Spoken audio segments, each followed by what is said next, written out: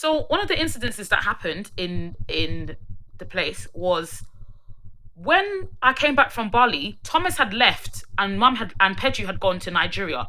They had planned to attack me from in the bedroom. So I came. I was sleeping on that bed, on that same wooden rotten bed that I'd been sleeping on in Dean Court. And one day, the days wasn't the same. The house was getting more and more creepy and eerie. And I was planning to leave. I was planning to now rent an apartment now that I'd been in there. A demon came on the top. You know where the 14 Gargani door was? And was telling me that I shouldn't move. I shouldn't move because I need to stay here to become an actor. Meanwhile, I knew my spirit. I wanted to go. From inside Bali Island, I wanted to go. They made me move around the house. Things started breaking. Things in the kitchen started breaking. I started having an episode telling me to throw things, smash things around. That aloe vera plant that I had in the bedroom, they made me clap. And I could see, like static electricity. I could see like static electricity. Random things happening. Anything like things started making me scared. Things started making my skin bump, like jump up. And I was irritated. They were telling me that my laptops were evil. All of my laptops and my monitors were evil. I was shaking. That there was an ASOS parcel that I was about to return. They said it's evil. The ASOS return parcel started what's it? They made me snap, and the ASOS parcel like moved somewhere, right? And then I'll be in and out, fading in and out. One time they dragged me all the way to Thamesmead. I was walking in Thamesmead. I went to some garden, and I was there in the garden walking around. Meanwhile, inside of me, I was thinking, I need to get out of this place. I want to move. I want to get a house. It was like I was possessed. I was basically possessed. I was possessed in my bedroom. Spirits were coming in and out. There was one episode, all these spirits came at a time, like 7 of them. And they were in doing all of these personalities. I was shaking in the bathroom. Days when I was shaking in the bathroom, I could barely bath and shower. The bathroom was so disgusting. I was shaking in the bathroom. My breasts were all flat. My bum was flat. I was looking skinny. And I was shaking in the bathroom. And I couldn't leave. I wanted to leave. But I needed to be dragged out by somebody. I couldn't leave. Peju was literally just a living being. She was not even a real person. She'd also come back. There were days when I was sitting there, I was screaming, and it would come like episodes. There was one day I was in the living room screaming on the floor. I couldn't even see Peju's legs or Titi's legs. I could see Thomas. I couldn't see Peju and Titi. Went up screaming, and they were holding me. I was possessed, acting out a story and a plan that they had to put me in a mental hospital and to make me disappear. One of the ways that I realized that evil operates is not through the obvious, so it's not through like the obvious crimes like murder, killing, and all of these things. It's through disappearance and missing and disappearing, and things looking seemingly okay on the outside because there's no blood. There's no blood, but I can make people disappear. I can make people disappear. I wasn't I was more concerned with Bali and my photos and my next holiday and my trip, because I was going to trip and there were things I wanted to do. I couldn't move. There was an antichrist spirit also that was following me from Southwark all the way to my home and sitting there because of Peju. So when I say there were incidences, there were several. And they will capitalize off my ignorance. They will capitalize off my routine. They will capitalize off my fears, of my responsibilities. They will capitalize off the day. And they will come in and out at any time. I'll be walking. One day I wanted to walk to Penny's house, which is all the way around the golf centre. There were demons jumping in and making me shake. My body was more than possessed. It was like it was not really here. It was here and not really here. That's what it felt like. And I had gone from being with my Warner Brother friends, all of these friends that I made doing all of these different projects,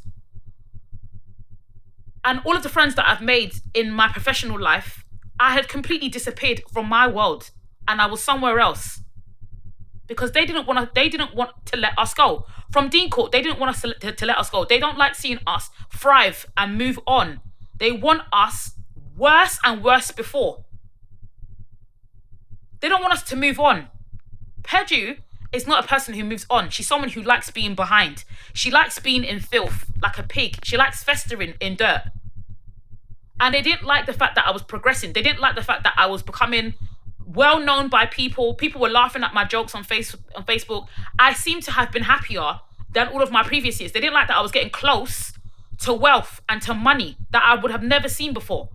I was thinking of getting a new agent, auditioning, doing some roles here and there, moving out, moving further away from London, driving, getting a car. All of these things were on my things to do. They didn't like it.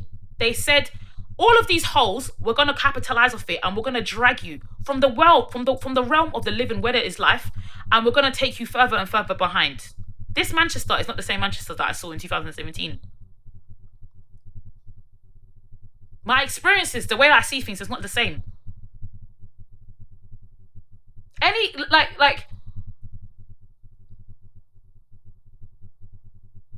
This is basically what people work against. This is what people do in life. This is why they are very, they defend themselves like crazy. I'm seeing more police people than I've ever seen in my life. I get random police people on my door saying that we're concerned about your mental health. What mental health? What part of your mental health?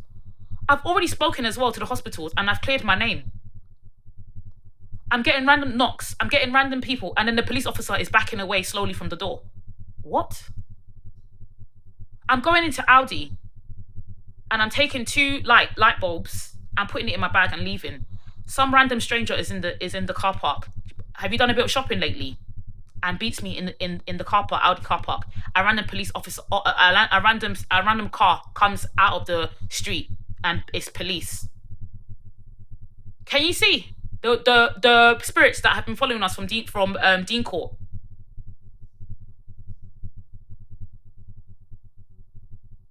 I don't commit crimes and I don't call people racist names. I never use racist names. I don't use racial slurs.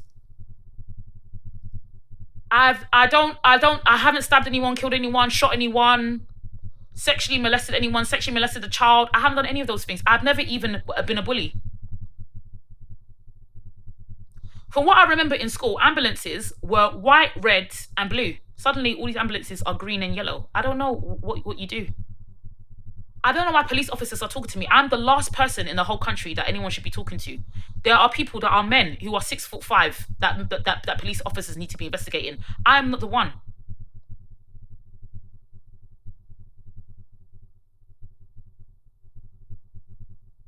I'm a 5 foot. I make friends with old people, with old ladies. I make friends with the cashier at Aldi. And yet I'm getting random and strange experiences out of the unknown.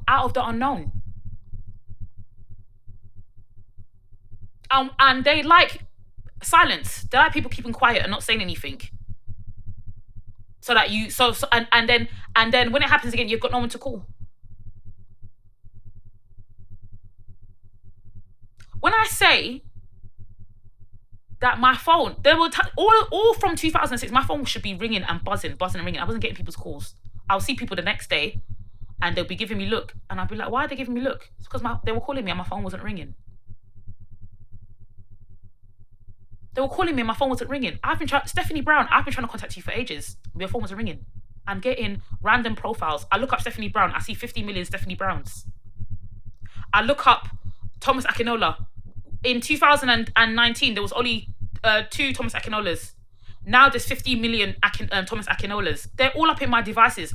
And these are brand new devices. These are brand new from the store. Brand new. I look up Penny. I see 50 million pennies. I look up Raheem. I see 50 million Raheems. I look up Shay. I see 50 million. I look up Tremaine. I see 50 million Tremaines to give me the runaround.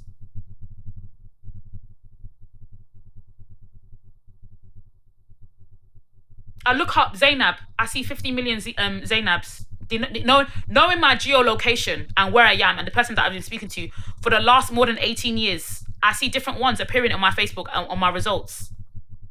So the friends and the people that I've been around, they don't want me to see. My next door neighbor, my devices should be picking up my next door neighbor, Barry, and his children and his family. I don't see them on my Facebook.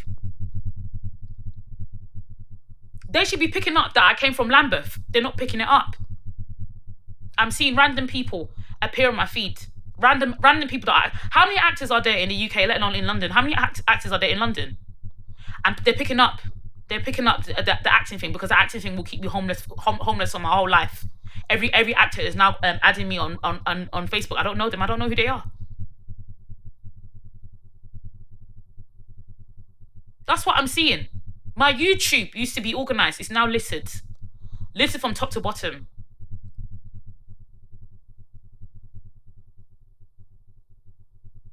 I'm asking people, adding people, asking for their number and email, despite having received it. They know they hacked into my Facebook. When I was back in 14 Garganey Walk, they hacked into my Facebook, my first Facebook.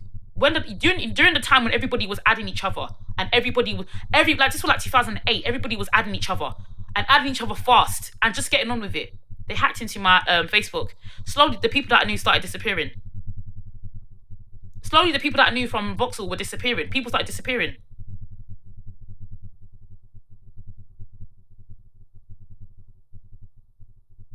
Because of negligence and neglect. Your mother is not concerned. Your mother is the head of the house and she's not concerned. You two don't even communicate. You're not communicating. You're not telling her what's going on. So we think that we are okay to sit here and stay here. Because your mum is not doing anything about your life and about your situation, and because you're not talking about what has happened on the devices, we are going to stay here. Because obviously, clearly, you seem to be okay with it. There's no man in the house either. There's no man. You seem to be okay with it. Religion is the last thing your family needs. Religion is the last thing. But because your mother and yourself say that you're Christian, we're going to sit here. Because your mother is obsessed with this Bible and this religion and all these sacrifices and things that she's doing, we're going to sit here. And we're going to bother you some and make you go around the runaround when your concern should be all of the practical things that people need to live life. Like money, savings, and investments. Who's going to inherit the house? What's going to happen? Who's going to inherit this? Where people are going? Because all of your friends are friends from Baptist church. You don't have any other friends from anywhere else, your schools. Because you only go around these places. Neglect and negligence. You should be going out, living your life, expanding your mind and seeing the world. And that doesn't mean acting like an autistic person, like Titi Lyle acting autistic and running all over London and going 2 hours from here to there. No, that's not what it means. It means find a small town, sample a country by finding a small town, a small location that you can manage because you're all short. The whole family is short and you've got small legs. Get a vehicle and sample taste of life and change your mind, and these things will not follow you. Start associating yourself with people who have solid family-ship, solid loyalty, and these things won't follow you. But your mother is not even of a normal kind. She's not a normal person. So we're gonna sit here. That's why the spirits are so potent there. Because your mother doesn't even want to move on. She doesn't like being good. She doesn't like being good. Your mother doesn't like being good. Can you not see? Do you not tell that your mother likes being evil and wicked? Do you not tell that your mother invites evil and wickedness? Do you know that your mother likes the worst kind of evil? That's why she's attracted to all of these things. Because she likes the worst type of evil. Instead of my mother to be helping me get a car and learn how to drive, we went to Dartford. She took me all the way to Dartford Gardens. And we're walking around. She's telling me about a dream that she had about my dad killing another man and her seeing her head and sacrifices. And then she goes home, and I go home, I see strange things on my laptop. Do you not know by now that your mother is a witch? Why would I know when I don't feel like I'm in my body? When I don't feel like I'm even in my person, why would I know? But because you're going there and you're sitting in that house fermenting and rotting away, everyone has gone. All your people, all your friends from Outbrain, the ones that you wanted to contact, they've all disappeared. All of the people, all the guys that you fancied and you was talking to, they've all gone. They've all moved on and they've had life. They've been in the pub and in restaurants and drinks and in their houses, having fun and enjoying the years. Meanwhile, you're disappearing out of society and getting further and further away from society into the people that go missing.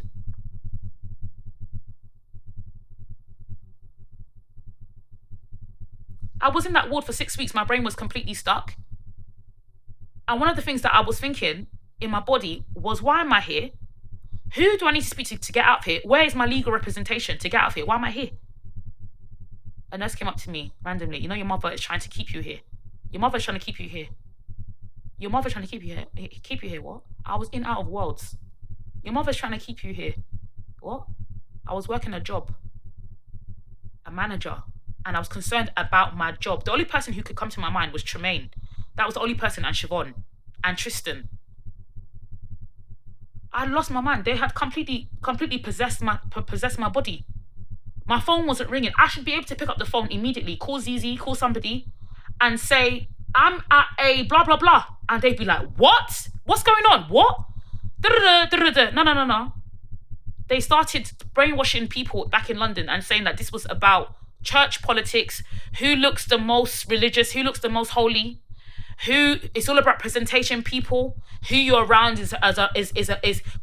defines who you are and your successes. They started brainwashing people. If I talk to this person, this is not gonna happen. No. It's not about being resourceful and pulling yourself together and seeing danger and knowing danger and evil and wrong. It's about who knows the most scripture, who can put Luke 4:6 in their Instagram, and who is too cool for school. It's about who's too cool for school. Someone is going to be dead. One of your friends is about to die and is about to be dead. Do you know that one of your friends that you go to school with is going to be dead? She's going to die and she doesn't even know why she's going to die. Do you know one of your friends from school is about to die and about to be murdered by spirits? Not like a person, by spirits, because she's so good, and I'm like the third youngest, and I'm also somebody who's keen to get on with life. In school, I've always been happy, smiling, bubbly, and because I'm so concerned about my own life and my own world, I forget about my parents sometimes. There was a time when I forgot about especially when I was at Tarzan, I forgot about all of the stuff that was going back home because I wanted to be like a normal person and move on. The whole reason why I did that internship was to get myself out of constant and chronic unemployment. The whole point of me getting that job at Wavemaker was so that I can have money and a salary to move. But the minute they saw me go on that ski trip, I went on a ski trip in January, and Bali, they said, what? Bissy is having fun outside in the world. And she's still living at home. Ha, ha, ha, ha. That money that she's had, we're going to take every employment that she's taken and we're going to crumble it. I worked hard to get myself out of unemployment. Hard. Like no person. I worked hard. Titi was telling me to do all these stupid minimum wage jobs. There were spirits in the house, deprivation spirits that wanted us to do minimum wage and these stupid jobs and keeping Lola mute. And I'd got myself to a real job and was negotiating with my bosses to get real salary. But your mother is in the your mother lives in the 1960s and she lives in deprivation and poor. You two are not alike. And apparently I thought that good overcomes evil. It's not like that. Evil sucks the good out of people and makes people, she's like a sinking pit. You could be Beyonce and go into 14 Garganey Walk and Beyonce will disappear. You could be the founder of Amazon and go and visit Peju and your whole life and body will disappear because that's how evil works. I thought that it would be the opposite way. I thought I was strong enough that my whole house will start to wake up. Thomas will start to wake up. Lola, people will start to ask for more and demand more. That's not how it happened. Not with the likes of your parents alive, and not with the likes of a house like that still operating and functioning. That house needs to be demolished. It also needs to be repainted. It needs to be re-renovated. It needs to be washed. It needs to be like a whole flood needs to flood that place. There's so many things. John, there was a plumber called John that will come into the house and see me and thinking, why are you still here? Brainwashed, like you are a victim of something, like you've been kidnapped. Why are you still here? Because I'm talking to you and I can tell that you've got something going on, but why are you still here? Do you know there's lots of people who don't like your mother in the street? Do you know that there's lots of people who don't like your mother in the street? But you think because she's a shriek, because of her show, you think that you're impressed. In like Africa, there's many people who look like that, and people think that they are a fool and that they are a clown. but you are stuck between being of one race and also being of another race and people. You've got no home. You're in between lots of different places. You don't have a house on your own. You don't have a country of your own. You don't speak your native tongue. You barely can know. You speak English, but you're having to communicate to different types of Caucasian people. Then you have you have a talent and a skill, but that talent and skill does not prosper in the country because England is a poor country. Okay. Then you have another talent, like your acting, which is too lofty. It's not real. Then the career that you pick needs to be a career suitable for someone from where you started. You need to be earning commission. You cannot afford to be buried in a laptop pad saying that you want to do digital marketing and be doing Excel spreadsheets because that lifestyle is not for you. You cannot do it. You cannot carry it. You cannot carry it in your mind, in your brain. So your career choice is even wrong. And then the friends that you have are the wrong friends. You need friends who are savvy, who are swift, who are quick, who are non-judgmental, who are driving, who have cars, who have who are both educated in university and also practical, who do practical skills like construction, like DIY, like plumbing. Those are the kind of friends you need. You need a bunch of different people that you can depend on. Those are your friends, not these people who will say who will sit up in Hackney and say, I'm not sure, who still speak like that at the age of 35. That's the kind of friends that you need. Your life is all over the place. It's no wonder they were able to infiltrate and raid up your life because your life was too wobbly anyway. That's why they were able to raid up your brother's life because your brother's life is your brother's the same and your sister's the same. Your second sister's the same. The only thing that your elder sister has got going on is that she's married with one man who's a Caucasian man and she can drive. And she used her father to help her with the house. That's the one up that Lola has. Because if Lola didn't have that, she'll be in the same predicament as you. She will be in the same predicament as you if she didn't have that. But everything was left for you. Nobody was concerned about you and concerned about your progression. In a good way or in a bad way. Nobody was concerned that your hand wasn't behind the wheel. No one was concerned that you didn't have your own bed, your own double bed in your own home.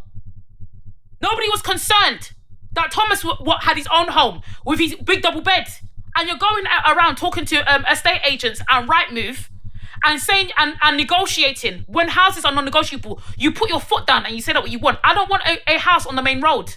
I've been living next to a bus stop for 18 years. I cannot afford to be on the main road. I cannot afford to live in a small room. I need a big house, a big room. I can't afford to live in the city. I need to move. I need to drive. And these are things like housing that require you to know, and to know you need to have a starting point. You need to have first a safe house to even learn. That's how the game is played in the UK. That's how the game is played in the UK. You know your needs. You relay your needs to the Rightmove and to the estate agents, and they will get you the correct house. Not you negotiating and saying that a studio will do. A studio in Dartford will do. That's not realistic, and that's not long term. But these are the things that will plague us because your mother has neglected you. That's what neglect brings. Foolery into children who need homes and need shelter. I thought, living in primary school fairy tale land, that good things happen to good people. And if you're a good person, it will happen to you. That's not true. Good people die. Good people die and good people are killed. Good people don't get what is fair and what is right to them. I should rightly have my own home. A home should be given to me. That would be fair. Life is not fair. The world isn't fair. The spirits are not fair.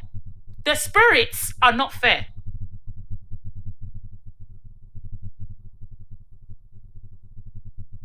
Why are you applying for a home on your own when you've got a brother and a sister? You guys should be applying together to get a home.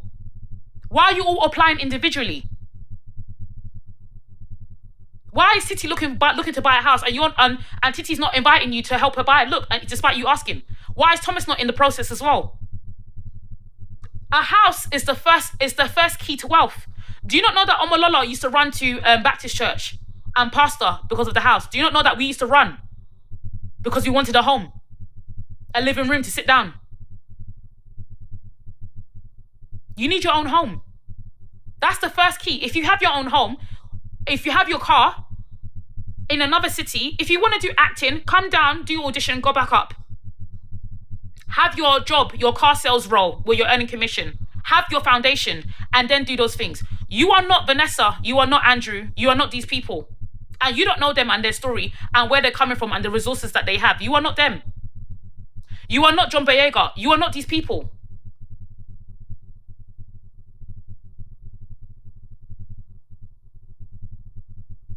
It's astounding, and as I'm saying, it's astounding that I could belong in one world and also be along in another. It's astounding that I have learnt that poor people need defense more than anything. It's not to attain wealth, it's defense. You need defense. Defense. You need to be defended from one of the things you need to be defended from is the wrong knowledge. People who are overly religious, you need to be defended against them. People who talk Bible and church, you need to be defended against them. People who talk thinking that things are okay when they're not, and not being open and transparent, you need to be defending it. People who don't want to have those conversations, I don't think I should be talking. The reason why I don't want to talk to you, or the reason why I didn't tell you, was because you need to be defended against those people, because time is of the essence and it's getting late. It's getting dark. And there are people still saying, I didn't want to tell you because. You need to be defended from those people because you don't have time. I would love to play the flirtation game with you. The guy that I fancy. I would love to play that game with you. But you know what? That is American television. That is not real life. That is not life. And that is not my life. You need real people who are real. When I come to your house, I'm coming to your house, not just, I'm going to come to your house, ask you, fix this, blah, blah, let me just tie it up, let me pick this up, let me just put this, blah, blah, put this in your bag, blah, blah. You need people that when you're outside in Sainsbury's and you're in your Tesco, you're walking around with them, they just put something in your bag and then leave. Those are the people that you need. When you're outside in Wilkinson, you may pay for it, you just put something in your bag and you leave. When you don't have to ask. You don't have to ask. It's common sense. It's common sense. Doing church and polite politics. These are saying thank you every time. People getting on the bus and saying thank you. Getting off the bus and saying thank you. Wasting time. You need people like that who are who are common sense, common sensey. All these weirdums.